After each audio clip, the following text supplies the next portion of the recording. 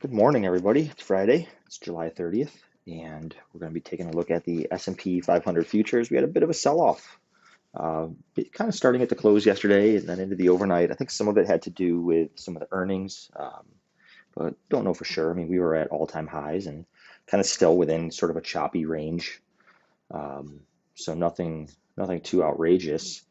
Um, I know Amazon earnings were last night and came in a little bit lower than expected, so that could have been part of it. It was sort of like the first, from what I've heard, I don't pay that much attention to earnings because I don't trade too many individual stock names, but from what I heard, one of the first like big earnings misses.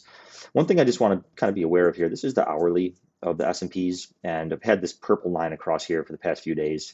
That's the low volume node between sort of this balancing area and then this upper balancing area that's been forming up here. So this was our previous all-time high level, and we sort of balanced out, and then there was a big sell-off, and then we came up, and it looks to be, price being accepted up here. I just wanted to kind of have this line in here because if we drop down too much into this area, this is still a very dominant, from a volume standpoint, this is still a very dominant area. So again, this whole thing may end up filling out and just becoming you know, one giant bell curve, but really it looks like two separate, from the price action standpoint, it really looks like two separate balancing areas because we have this balancing period and then a sell-off and then a recovery and then a balancing period up higher. So it's just something to be aware of. There's even this stuff down here too. Um, we just want to be aware of kind of what these high volume areas are looking like, where they are, and what we might get sucked into. So again, you can see it on here, even this big picture. We have this volume here, which corresponds to a lot of this balancing up here.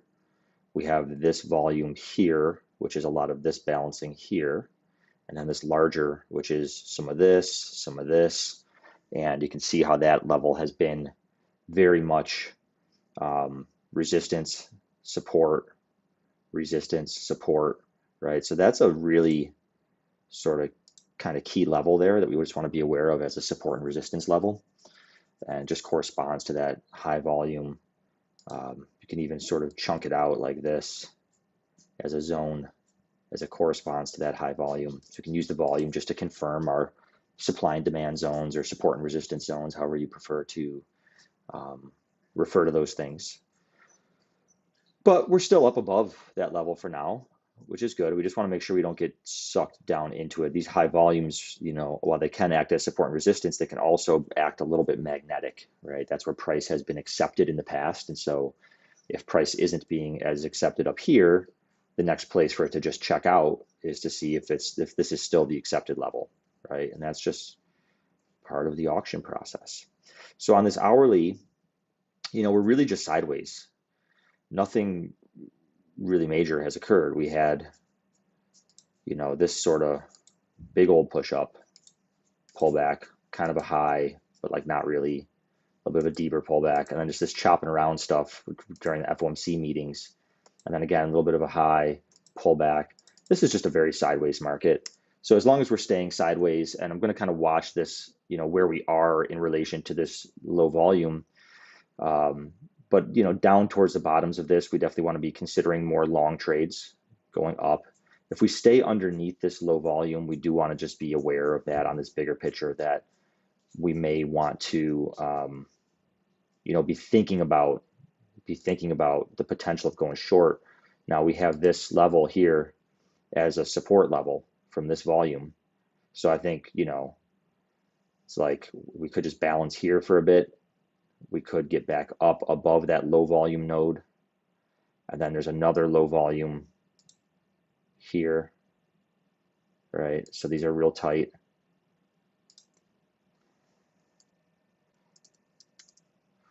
Another low volume there. And then more high volume comes in here again, right? So that's kind of what we're looking at. It's like if the market stays above this one here, we can be scrambling around. Where's this other high volume? It's up here. Let's make sure we get that on here. This is really the big one. Okay, so we could be scrambling around here. If we get back up above this low volume, then we're kind of sucked back into this balancing auction. We can target 4401, right? We might even, go through it, but that would be a good target, 4401. And down here, again, we're just kind of gyrating here, but I wouldn't be surprised if we kind of go through this. We could test this other LVN at 4365, might reject off of that. And you can see we rejected off of it here on that sell-off, right? That was the sell-off yesterday or 2 days ago or whatever it was. So it looks like we're getting back up above this LVN, which looks good. I had some pretty tight stops on some of my swing positions. I just lowered them a little bit this morning just because I do want to see if the market can recover. I want to give it the space it needs to recover. And then, get out at some better prices. And, we also have this like broader auction, again, which just corresponds to that LVN, right? That LVN at 43.66. So, if there's a chance, for instance, that these two become one. We'll just kind of see. We'll kind of see what happens with the volume. And it's Friday, so see what the market gives us. This is sort of the current balancing period. You can see some of this volume down here underneath the LVN, a little bit of it, but there's more from back here. There's a lot more of it, as a matter of fact. And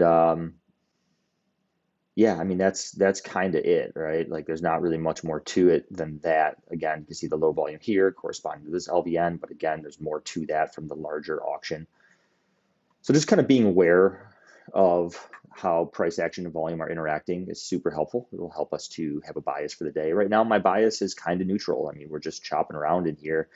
We're at the lower end of this current balancing area. And so, I'd like to see a push bullish. I'd like to see recovery from this overnight sell-off.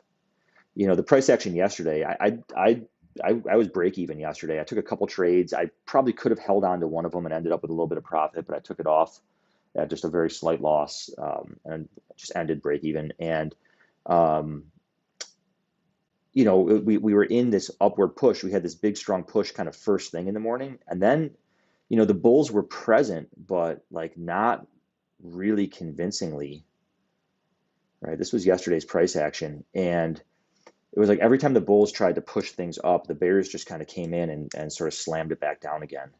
And so it was sort of like, this was a decent breakout. You could have gotten in above this. You had a nice single print bar right there. So that was like an okay breakout. But then there wasn't really any good pullbacks. I took the trade in here, and I think I took it off this wick, and you can see it on the 1 minute. It's a little bit more clear what happened. And it turned out to be a winning trade, even though I cut it off early. And that was just because, again, the price action wasn't incredibly strong, but this is what it was. So we had this push up. This was the morning push. And we just sort of consolidated in price action. This is where things just started to get weak. We really kind of struggled. And we were in a resistance zone here, previous resistance zone. So we had this nice little pullback here. This is what I call a zigzag, just because of the shape of it, right? So we had like our low, high, doom. And so basically from there, we're looking for a retracement into this area. And we use our volume profile to sort of pinpoint where we want that retracement to be, where we expect that retracement to be. All right, we had another little zigzag here, but this one's kind of weak. So I took it off of essentially the top of where this volume came in, right here. That was my entry. So my original trade looked something like this. In fact, it looked exactly like this, I should say. We had a 1-to-1 risk reward. This was actually a little bit tighter, more like that. Okay. And so we got this really strong reaction off the level right off the bat, and then kind of came back down and tested it again. And then, this came within 1 tick of my profit target ultimately. And at that point, I moved my stop underneath. This is going to drive me nuts. Underneath these two lows right here, because we came close to my profit target up here. Or no, I'm sorry, yeah, right here. Came close to my profit target. I moved the stop between these two lows and got taken out, right? little bit underneath there. It was like a one tick. I think it was a one tick loss on that. And but then we can see, it took a long time. This is why I got out of the trade, because like this is I like my trades to just go quick, right? To just, if it's going to work, it's going to work. Once you get into this stuff, I think the probabilities are no longer in your favor. Like it might work, it might not. So in this case, it did work, but it's sort of a coin toss at that point. I don't like coin toss type trades. So I got out one tick under break even. This did recover and go to my target, but you can see it just barely met target and then kind of fell again and then eventually pushed up higher. But again, it's just really weak price action.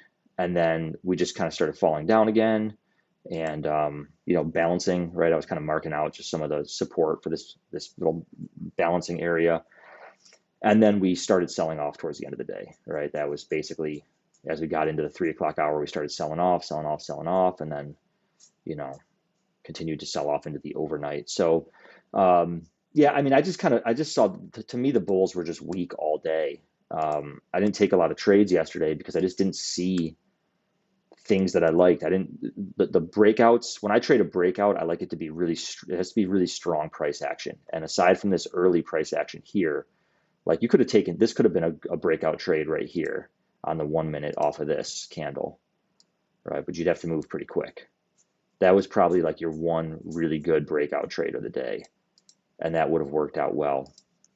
Just take the breakout off that high because you had some decent single prints going on here. Now this sort of negated the single print here. And I like to see single prints when I take breakouts. So even this was like, and you can see it didn't really continue. And then it kind of consolidated. So off the 5 minute, it looked a little bit better, but again, it ended up not being great risk reward. I didn't take the 5 minute breakout. This was, again, nice strong single print. You could take your breakout off the top of this, but you barely would even get, I don't even think it met 1-to-1 risk. In fact, I can tell right now it did not, right? So you would have had to kind of monitor that position and ultimately, I probably would have been trailing my stop. I would have probably gotten out. If I took this, to be honest, I probably would have gotten out at break even because after this came down and then sort of made a new high, just showed a lot of weakness, I probably would have brought my stop up here. And that's right about the break even level. So that probably would have been a break even trade for me if I took it. I did not take it. I mostly trade the 1 and 2 minute charts because I like to be in and out of my day trades quick. And that's just personal preference. So, again, you can see this low volume area, support, resistance, right? Kind of trying to get up above it right now, sort of acting as resistance a little bit. So we just got to sort of see how the market plays out. It's sort of in that kind of precarious area today. And, I'm not really going into the market with too much judgment. We have this big sell-off. Most of it's pre-market volume, so I don't put a ton of credence into it. But that's sort of the sell-off. You see not a ton of volume, even through these consolidation areas, not a ton of volume. Nothing really notable till you get up here into this area of high volume. Right around here, honestly. You can probably just grab it there because the volume gets pretty high all at once there. And it's basically just this area of supply that preceded the big sell-off. Right, then you get that very aggressive selling that comes in there. So I'd be watching that area, if anything, if we do return. If you're long, be careful as you get into 44.11, 44.12, those areas. Even up here, there's more volume up here on the reversal, right, up around 44.20. So I just keep an eye on those areas. If you're looking to go short, here's a little bit dicey. You might get a little reaction off here, but there is more volume up here that we might still need to contend with as well. This is really where the initiative selling kind of took off nice and strong. So that's probably a stronger area of supply if you wanted to look at it that way. If you took that trade, it would look something like this, looking for price to return to this area and for whoever initiated that sell-off to kind of follow through on it. I would just look for something like that. But I think it's a little bit dicey because you might come up and test these levels too. So the other option would be to, have this massive stop up here, but that starts to look more like something, that's big for me for a day trade. That's a big stop. Again, I like my trades to be quick. So I would almost, at that point, I'd rather just get in and get out here if it doesn't work, and then get back in up here if need be and take it again. That's just my style, though. You do whatever you want to do. So that's it, man. There's not like a lot, honestly. We've got some of these other volumes in here. You can see how this kind of support and then came back down, blew through it, retested that area from this volume, and then fell back down some more. It's really it's very messy price action in these sideways ranges. So you just got to sort of be careful. I trade like inside something like this, I just got to trade the small moves, the small time frame moves. So right now we're in, this 15-minute upswing, and we just got to see how that continues. It's not particularly strong right now. You get a high, low. This is a very weak higher high and a very deep retracement, right? So that's not a particularly strong uptrend. It's not something that I wouldn't buy this retracement, because you can see like it's just struggling, and we're trying to get back into this other auction. And what could happen here is we could build volumes here in between, and then what happens is on that larger profile, it makes those two auctions become one auction. If we grab the whole thing, right? If we start to build in more volume right here, it's going to build in volume in here, and it's going to blend these two auctions together. And then this becomes our more significant low volume area here at 43.65 that we need to be concerned about. And we can see how that's acting as support, right? From the larger auction, So that's it. Kind of quiet front here going into the open, and we'll just kind of take it slow, try and end out the week strong. That's the goal. If you guys want to join us, you can day trade along with us at dpmtrades.com. Just click on community. We have a free Discord group you can join, and I'm there every day trading. And yeah, otherwise just have fun trading today, and we will see you next time.